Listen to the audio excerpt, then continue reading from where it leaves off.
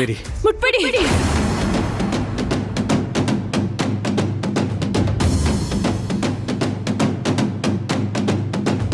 ಸಾರಿ ಕಾವೇರಿ. ಯಾರಿಗೆ ಬೇಕು ನಿಮ್ ಸಾರಿ? ನಿಮ್ಮನ್ನ ರೋಲ್ ಮಾಡೆಲ್ ಅಂತ ಅನ್ಕೊಂಡಿದ್ದೆ. ನಿಮ್ ಜೀವ ಹೋಗತ್ತೆ, ಸಾವಿರಾರು ಕುಟುಂಬಗಳು ಬೀದಿಗೆ ಬರುತ್ತೆ ಅನ್ನೋ ಒಂದೇ ಒಂದು ಕಾರಣಕ್ಕೆ ನಿಮ್ ಹೆಂಡತಿಯಾಗಿ ನಡ್ಸೋದಿಕ್ಕೆ ನಾನು ಒಪ್ಕೊಂಡಿದ್ದು.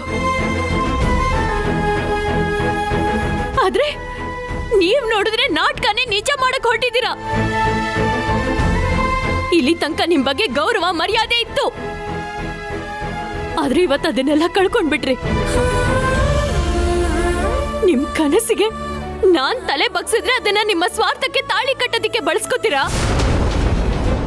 ಕಾವೇರಿ ದಯವಿಟ್ಟು ಮೆಲ್ಲಗೆ ಮಾತಾಡು. ಮನೆಯವರಿಗೆಲ್ಲ ಸತ್ಯ ಗೊತ್ತಾಗುತ್ತೆ. ಸತ್ಯ ಗೊತ್ತಾದ್ರೆ ಇಲ್ಲಿ ತನಕ ನಾವು ಮಾಡಿದ ಪ್ರಯತ್ನ ಎಲ್ಲ ನೀರಲ್ಲಿ ಹೋಮ ಮಾಡ್ದಾಗತ್ತೆ. ಸೊ ಪ್ಲೀಸ್ ಮೆಲ್ಲಗೆ ಮಾತಾಡು. ಕೇಳಿಸ್ಕೊಳ್ಳಿ ಬಿಡಿ, ಎಲ್ರಿಗೂ ಸತ್ಯ ಗೊತ್ತಾಗ್ಲಿ.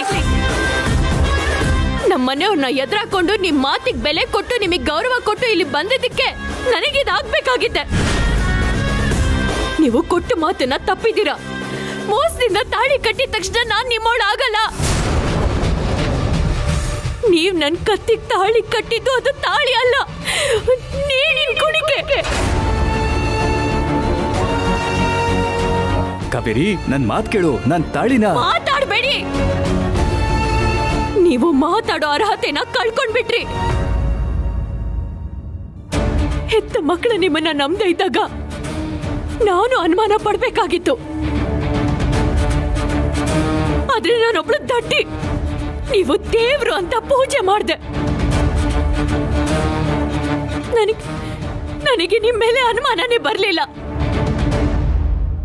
ಅದಕ್ಕೆ ನನಗೆ ತಕ್ಕ ಶಾಸ್ತಿನೇ ಆಗಿದೆ.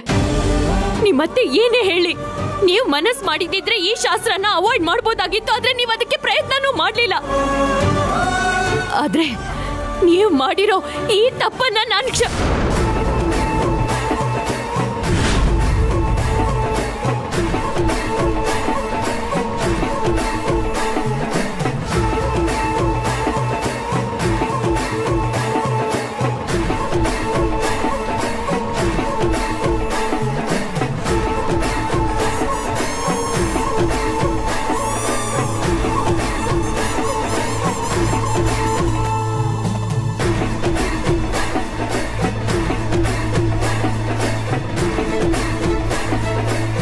ಮೂರು ಗಂಟೆ ಹಾಕಿ ತಾಳಿ ಹೇಗ್ ಬಿಚ್ಕೊಳ್ತು ಅಂತ ನೋಡ್ತಾ ಇದೀಯಾ?